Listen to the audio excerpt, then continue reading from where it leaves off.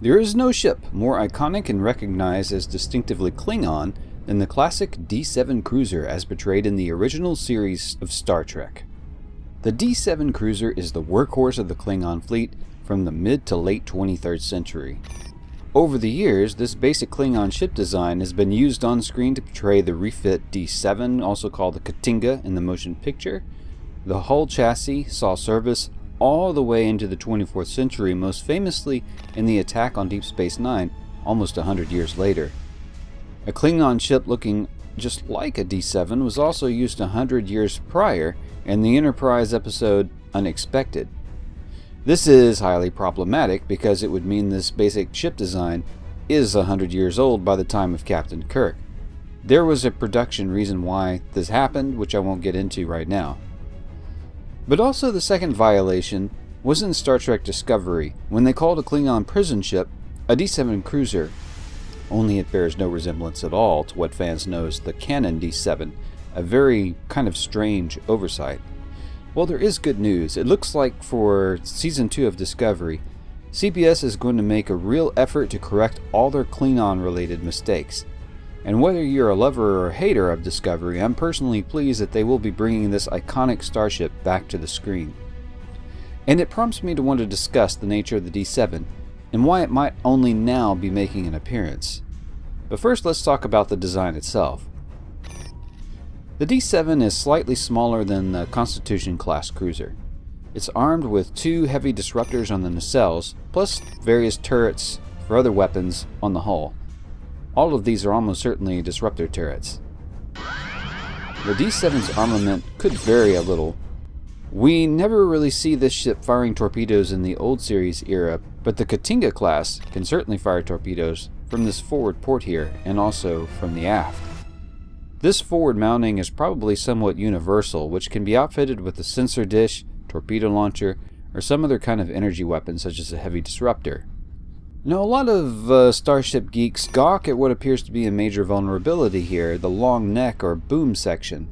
Now, let's not nerd obsess about this too much. Klingon ships are not Star Destroyers. They are aggressive works of art. But if we must analyze this, like any good nerd would, which is an endless rabbit hole I might add, I'll be happy to offer some thoughts.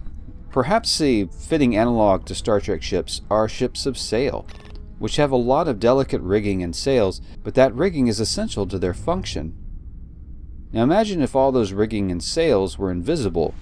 We would have the impression of a design that is nonsensically delicate in some places. A lot of this might be explained by optimized warp field geometry. Star Trek ships have many workings that aren't visible to us. And it may be an indicator that warp speed, maneuvers, and attack is a far greater priority to the Klingons than the durability for this D-7 fleet doctrine. D-7s were also known to be equipped with sleeper capsules so that they could pack hundreds and perhaps even thousands of ground troops for long voyages on these ships, so that not only could a D-7 destroy things, but exert some ground control over a planet, a starbase, or capture other ships easily. After all, the Klingons are known for fighting face-to-face. Now, I really like how the FASA material breaks down the various D-7 models.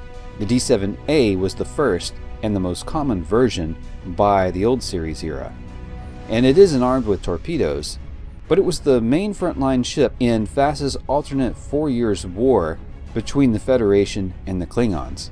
Other versions of the D-7 used the first plasma torpedoes acquired by the tech exchange with the Romulans. And then finally the most prominent D-7 version, which is the D-7M or Katinga class, as first seen in Star Trek the Motion Picture. Other game lore puts the Katinga class in a separate class of its own, not a D-7 at all, but to me the Katinga is very much like the refit Constitution class, in fact more similar to the older D-7 than the refit Constitution is to the old Constitution. Someday I will make a video about the Katinga class. And now for Star Trek Discovery and where the new D-7 might fit into canon. Well, we know the Klingons are a quarrelsome bunch, making up several independent houses and often fight amongst themselves until they have a common enemy to unite them. The D-7 probably represents a new fleet doctrine and a combination of technology from most of the major houses. A standardized fleet is always easier to maintain and mass produce than a ragtag one. In any conflict, it is the most flexible and mobile units that have the advantage, and that's the D-7. The D-7 can do it all. It can be a frontline fighter, it can carry cargo and troops, it can be a rapid response ship, and in task forces they can even take control of some planets. Now, in conflicts with Federation ships, most notably the Constitution class, the D-7 is a little outmatched, at least in the original series era, where the Enterprise is able to defeat these ships on more than one occasion. But I have no doubt that there are a lot more D-7s than the 13 or so Constitution class in service by the late 23rd century, and the D-7s can be modified or adapted to better suit different conflicts.